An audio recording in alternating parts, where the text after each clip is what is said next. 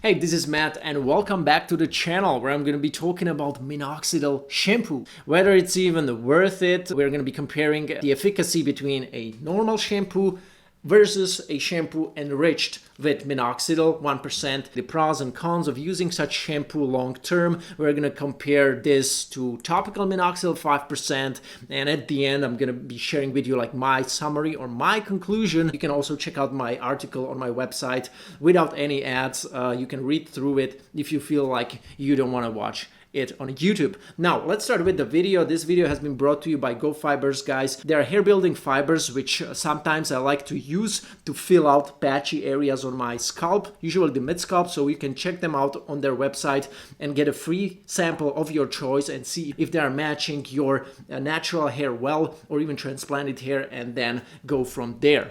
What is Minoxidil Shampoo? Minoxidil Shampoo is a shampoo enriched in minoxidil. Based on the shampoos that I was able to find, like commercially available, they usually include like 1% or 2% minoxidil in the shampoo. Like for example, the one from Foligain, it has 2%, and there is this another like biotin shampoo from Biocan. They say they also include minoxidil in the shampoo, but on the label I cannot read whether it's 1% or 2%, but probably one or the other. Now, is it even a good idea, guys and girls, to combine shampoo and minoxidil together as a shampoo if you know that you will just kind of massage it into your scalp and after 3 to 5 minutes you rinse it off? Some people rinse it off after 1 minute. So in order to answer this question, we have to know how much time minoxidil needs to kind of deliver its benefits to your scalp, to be properly absorbed transcutaneously, positively affect the anagen phase of the hair follicle and all the stuff that minoxidil is known for. They did a study on that where they were observing how fast minoxidil absorbs in the scalp. Now, funny enough, it's not after 5 minutes. It wasn't even 15 minutes. It was 1 hour for 50% of the applied minoxidil to be properly absorbed. And it took like 4 hours for 70% of that minoxidil to be absorbed. That's why many doctors, dermatologists, hair transplant surgeons who are like recommending a minoxidil will tell you, let it there for at least 4 hours. That's ideal 8 hours or more, okay? But 4 hours at least. That's why if you put it into your shampoo, and obviously you can just add it to your shampoo. You don't need to buy a minoxidil enriched shampoo because you can just buy a cheap minoxidil and add it to your shampoo. Potentially it's possible, but does it even make sense, right? That's what I try to tell you here. Now, before we draw like very early conclusion, let me share with you this study which was comparing a usual shampoo, let's say this shampoo, which is not like enriched in minoxidil, versus the same shampoo plus 1% minoxidil. So it was a placebo-controlled trial of 60 subjects and the treatment period was 4 months, okay? The first variable was number of vellus hairs, which improved as a result of this treatment with 1% minoxidil shampoo, and the second parameter or variable was number of terminal hair. So here are the results. When we take a look at the vellus hair improvement, we see 21% increase with minoxidil shampoo and 13% increase with a usual shampoo. And I don't even know whether this shampoo had or didn't have ketoconazole in it, because that would also help a lot. So we cannot tell whether it included ketoconazole as well. But nonetheless, we see like a pretty substantial increase of vellus hair also in the usual shampoo without minoxidil. So here I would say it's like the difference is not that significant. But if we take a look at the terminal hair improvement, the shampoo without minoxidil led to terminal hair decrease in 0.5% on average, while the group using minoxidil enriched shampoo, that has led to 11% improvement in terminal hair count. So that's pretty interesting. In my opinion, we need further studies, larger sample size, and also probably a longer treatment period, ideally for 6 to 12 months. That would be awesome. The shampoo has been used every other day, so it's not even like every day. Had they used the shampoo with minoxidil 1% every day, maybe the results could have been even better, but you don't know, right? Unless you do another study. But this is already like interesting finding which suggests something. But hey, at the end of the day, we still have the topical minoxidil 5%, which is FDA approved for treating hair loss, and 2% minoxidil is also FDA approved for treating female pattern hair loss. So we have these treatments which are effective, which are meant to be used every day, and they are gonna be far more superior to that 1% minoxidil in the shampoo, because first, they will be able to, remain on the scalp for longer because it's topical. You don't have to rinse it off after 5 minutes, and they have higher concentrations, like 2 or 5%.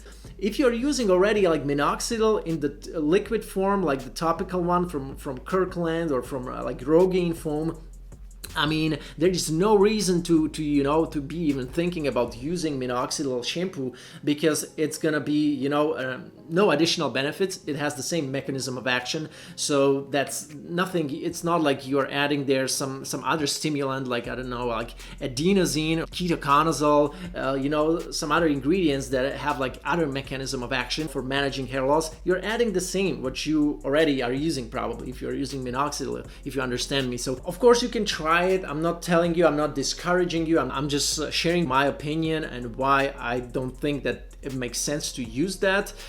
Some of you will probably also be interested whether you will get a shed from minoxidil shampoo or not, since it has minoxidil, and minoxidil usually comes with this initial shedding phase during the first weeks and months of starting to use minoxidil, and this is normal. Some shedding can actually occur if you use even 1% minoxidil, because it still has minoxidil, and if you use it like every other day, the shedding will not be as severe as if you're using 5% minoxidil every day or twice a day, and you let it be absorbed for hours. So the shedding as a result of use of minoxidil in higher concentration and more frequently, and letting it on your scalp for longer, such shedding will be much more severe compared to a shedding induced by 1% minoxidil in a shampoo, which will stay on the scalp for 3 to 5 minutes. It has very low concentration to begin with. But at the end of the day, I think all of us, we want to have like the most potent protocol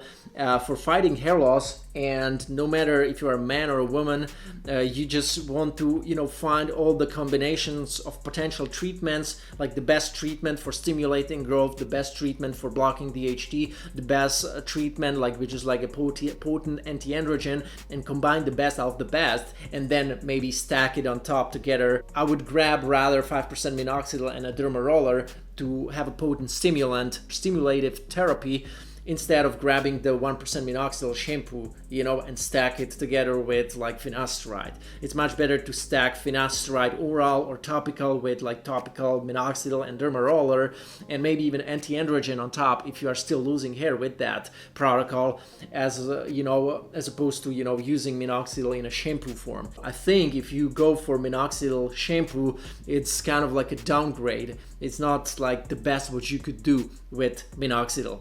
Hope you understand. So that was it for this video. I hope you enjoyed that.